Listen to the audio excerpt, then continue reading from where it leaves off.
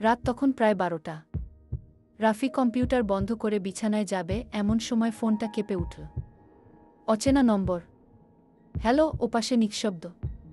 তারপর খুব আস্তে একটা মেয়েলি কণ্ঠ, রাফি, আমি ফিরছি তোমার কাছে গু। বুকটা ধক করে উঠল। এ তো মিমের গলা, তার মৃত প্রেমিকা। রাফি ফোন কেটে দিল, ভাবল প্র্যাঙ্ক।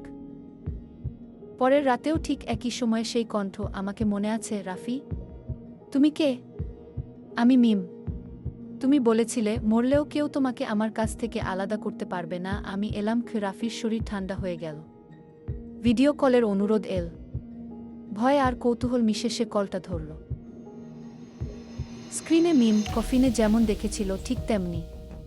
ফ্যাকাশে হাসি, চোখে কালচে দাগ, পেছনে কবরের দেয়াল। রাফি চিৎকার করে ফোন ছুঁড়ে ফেল। কিন্তু ফোনটা আবার বেজে উঠল। স্পিকারে ফিসফিসিয়ে ভেসে এল, তুমি আমাকে কবর দিতে পারবে না রাফি। আমি তোমার পাশে আছি। কি রাফি দরজার দিকে দৌড় দিল, কিন্তু দরজা বন্ধ। আয়নায় মিমের প্রতিচ্ছবি, চোখে লাল আভা। তুমি বলেছিলে চিরকাল একসাথে থাকব। তাই আমি ফিরেছি। পরদিন সকালে রাফিকে বিছানায় নিথর অবস্থায় পাওয়া গেল। চোখ দুটো ফোনের স্ক্রিনের দিকে স্থির, যেখানে লেখা কল ডিউরেশন 666 গু।